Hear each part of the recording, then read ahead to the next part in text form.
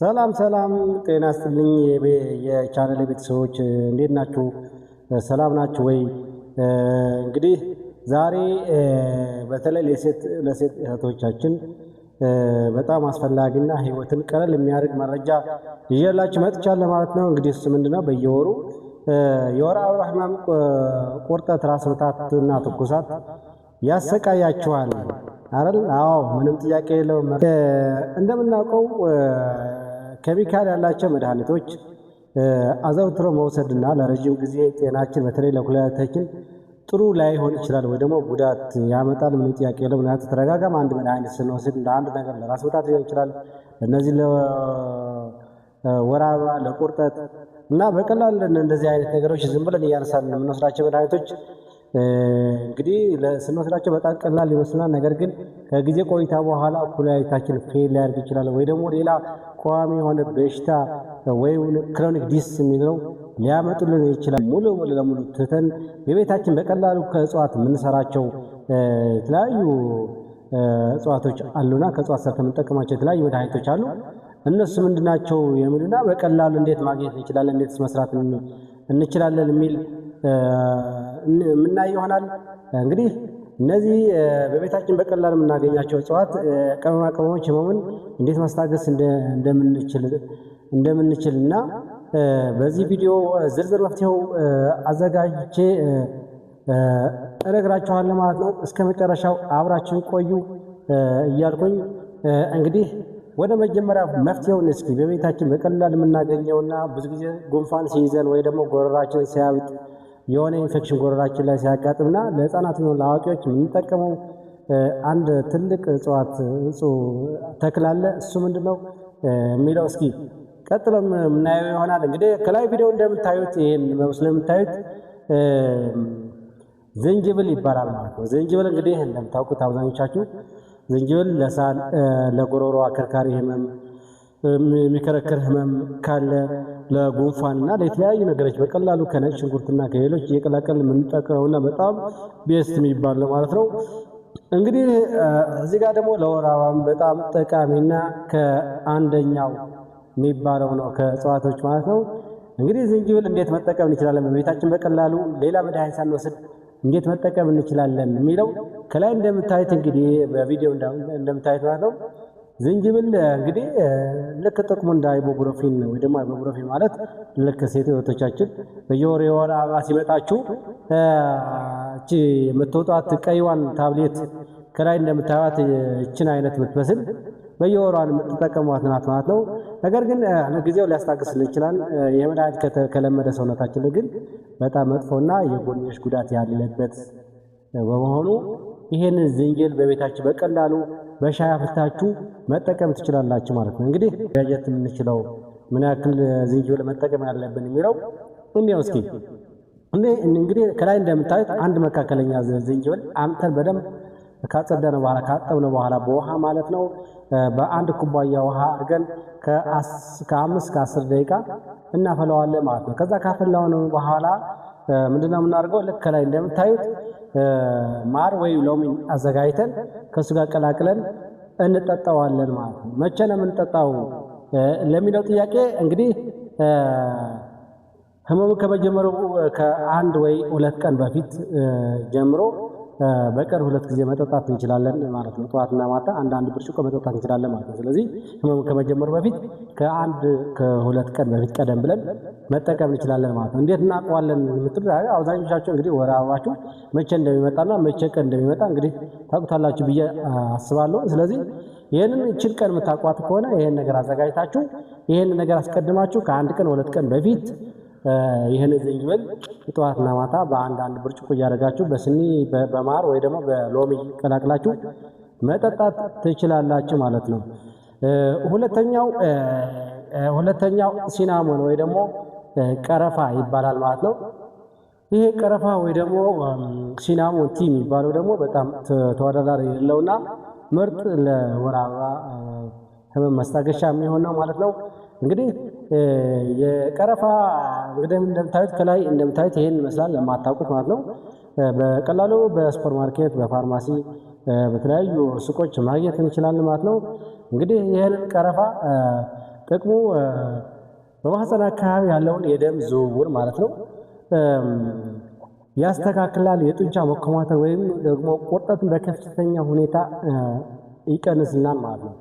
እንግዲህ ይህን ከተጠቀምን በከፍተኛ ሁኔታ የቁርጠትና የጡንቻ መኮማተር በቀላሉ ሊቀንስልን ይችላል ማለት ነው። እንግዲህ እንዴት እንጠቀመዋለን? ይሄ ሲናሞን ቲ ወይ ደግሞ የቀረፋ ሻይ እንዴት እንጠቀመዋለን ካላችሁ ደግሞ ግማሽ ሻይ ማንኪያ የተፈጨ ቀረፋ ከላይ እንደምታዩት ማለት ነው። ግማሽ የሻይ ማንኪያ የተፈጨ ቀረፋ ወይ ደግሞ አንድ የወረቀት ቀረፋ እንጨት ማለት ነው። አንደኛዋን ማለት ነው። እሷን ከአንድ ኩባያ ውሃ አድርገን እናፈላታለን ማለት ነው። ከ5 እስከ 10 ደቂቃ ልክ እንደ ዝንጅብል እናፈለዋለን በውሃ አድርገን። ከዛ ይሄን ደግሞ ልክ እንደ ዝንጅብሉ የወር አበባችን ከመምጣቱ በፊት ከ1 ቀን ወይም ከ2 ቀን በፊት አስቀድመን ጠዋትና ማታ አንድ ብርጭቆ የሻይ ብርጭቆ እንጠጣለን ማለት ነው። ስለዚህ እነዚህ ሁለቱ ነገሮች በቀላሉ በቤታችን አዘጋጅተን መጠቀም እንችላለን ማለት ነው። እንግዲህ ወደ ሶስተኛው ደግሞ እንሂድ እስኪ። ሶስተኛው ደግሞ እንደምታዩት ከላይ እንግዲህ ሂት ቴራፒ ወይ ደግሞ ሆት ዋተር ባግ ይባላል። ይሄ ምንድነው? የሞቀ ውሃ ማለት ነው። ሌላ ሞቀ ውሃ በባግ ከላይ እንደምታዩት እንደዚህ አይነት ይመስላል። የሞቀ ውሃ መያዣ ባግ አለ። እሱን እንዴት መጠቀም እንደምንችል ደግሞ እሱን ደግሞ አሳያቸዋለሁ ማለት ነው። በቀላሉ ያለ ምንም ወጪ በቤታችን ሆነን ማዘጋጀት እንችላለን ማለት ነው። እንግዲህ ጥቅሙ ምንድነው? ከእጽዋት ውጭ በቤት ውስጥ የሚደረግ አስማታዊ የሆነ መፍትሄ ነው ማለት ነው። እንግዲህ መፍትሄው የማህፀን ጡንቻዎችን ሪላክስ እንዲያደርጉና ቁርጠትን በቀላሉ እንዲቀንስ ያደርጋል ወይ ደግሞ ቁርጠቱ እንዲጠፋ ያደርገዋል ማለት ነው። በቀላሉ የማህፀን ጡንቻ ሪላክስ እንዲሆን እንዳይኮማተር የሚያደርግ ነው ማለት ነው። የሲናሞን ወይ ደግሞ የቀረፋ ሻይ ማለት ነው። እንግዲህ የሆት ዋተር ባግ ማለት ነው። እንዴት ነው የምንጠቀመው? አዘጋጃጀቱ እንዴት ነው ካላችሁ ከላይ እንደምታዩት ቪዲዮ ላይ ማለት ነው። እንግዲህ የሞቀ ውሃ በፕላስቲክ ወይ ደግሞ ሆት ዋተር ባግ የሚባለው ከላይ እንደምታዩት እሱ ጋር እንገለብጠዋለን። እንግዲህ መጠኑ ውሃው ማለት ራሳችሁ መጥናችሁ ከትንሽ ግማሽ ጆክ የሚያክል ማድረግ እንችላለን ማለት ነው። የሞቀው ውሃ ከ15 እስከ 20 ደቂቃ በሚያመን ቦታ እዛ ለምሳሌ ከማህፀናችን በላይና ከእምብርታችን በታች እዚህ አካባቢ ከሆነ የሚያመን እዛ የሚያመን ቦታ ከ15 እስከ 20 ደቂቃ ይዘን መቆየት እንችላለን ማለት ነው። ነገር ግን እዚህ ጋር ልብ የምትሉት ምንድነው? ውሃው በደንብ በጣም ሙቅ መሆን የለበትም እንዳያቃጥለን ማለት ነው። ለብ ያለበት ማለት የሚሰማን አይነት መካከለኛ ስሜት መሆን አለበት። እሱን እዛ የሚያመን አካባቢ እናደርገዋለን ማለት ነው። ከዛ በኋላ ምን ያደርግልናል ማለት ይሄ የማህፀን ግድግዳ እዛ አካባቢ ያለው ውጥረት ሪላክስ እንዲሆን ያደርገዋል ወይ ደግሞ ህመም ወይ ደግሞ ፔን እንዲቀንስ ያደርገዋል ማለት ነው። እንግዲህ ይህን በቀላሉ እንጠቀመዋለን ማለት ነው። በነገራችን ላይ እዚህ ላይ አንድ የምጨምርላቸው አንድ ቲፕ ምንድነው? ይሄ ሆት ዋተር ባግ የሚባለው ለወር አበባ ብቻ አይደለም የሚጠቅመን ማለት ነው። ለምሳሌ ወገብ በሽታ ያለባቸው ሰዎች ይህን መጠቀም ይችላል ነው። ምን ተወዳዳሪ የሌለው በጣም ምርጥ መፍትሄ ነው ማለት ነው። ምንድነው የሚያደርጉት? ለወገብ በሽታ ያለባቸው ሰዎች ይህንን የሆት ዋተር ባግ በጀርባቸው ላይ ያርጉትና ከዛ በኋላ ከ15 እስከ 20 ደቂቃ ማታ እያደረጉ ለአንድ 7 ቀን ማድረግ ይችላል ማለት ነው። ነገር ግን ከዛ በፊት ግን ትንሽ ካረስታችን እንዳንወጣ እንጂ ይሄ ሆት ዋተር ባጉ ብቻ ሳይሆን መጠቀም ያለባቸው የካስተር ኦይል ወይ ደግሞ የቡሉ ዘይት አድርገው መጀመሪያ የአፌክትድ የሆነ ወይ ደግሞ የሚያመን ቦታ ጀርባችን ከሆነ ወይ እግራችን ወይ አንገታችን ከሆነ በካስተር ኦይል ወይ ደግሞ የጉል ዘይት እንቀባዋለን ማለት ነው። ከዛ ከቀባነው በኋላ በንጹህ ጨርቅ ንጹህ ጨርቅ ወይ ደግሞ ነጭ ንጹህ ፌስታል እናስራለን። ከዛ በላይ የሆት ዋተር ባጉ ወይ ደግሞ የሞቀው ውሃው እዛ በጀርባችን ላይ ወይ ደግሞ በሚያመነው ቦታ ማሰር እንችላለን ማለት ነው። ምንም ተወዳዳሪ የሌለው በጣም ቤስት መፍትሄ ነው ማለት ነው ለወገባችን ለሚያማቸው ማለት ነው። እንግዲህ ስለዚህ ጥያቄ ካላችሁ በቀጣይ በሰፊው እንሰራላችሁ ይችላል። እንደ ተጨማሪ ነው እንደዚህ ያልኳችሁ ማለት ነው።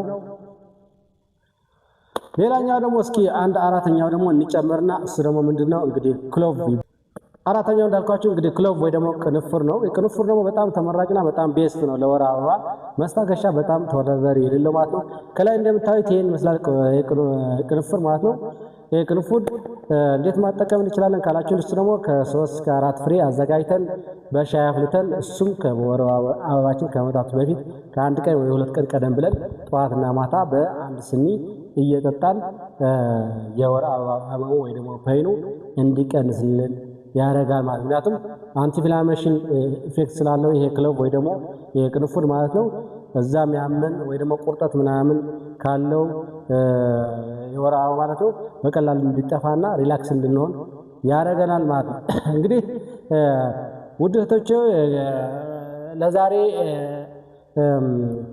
ከነዚህ ያየናቸው የተፈጥሯዊ መፍትሄዎች በተጨማሪ እንግዲህ ምን ማድረግ አለባችሁ ማለት ነው። ከነዚህ መድኃኒቶች እጽዋቶች ውጭ ምን ማድረግ አለባችሁ? በዛ ሰዓት ሲያማችሁ ወይ ደግሞ የወር አበባችሁ ሲመጣ ብዙ ውሃ መጠጣት አለባችሁ። ውሃ ብዙ ስትጠጡ አንደኛው ሪላክስ ትሆናላችሁ እና ፔኑ እንዲቀንስ ያደርገዋል ማለት ነው። ከዛ ጨውና ስኳር የበዛባቸው ምግቦች ወይም ህመሙ በጣም እንዳይቀንስ ስለሚያደርጉ ጨውና ስኳር የበዛባቸው ምግቦች መቀነስ መቻል አለብን። እንግዲህ ለዛሬ ያዘጋጀሁት መረጃ ይሄን ይመስላል ማለት ነው።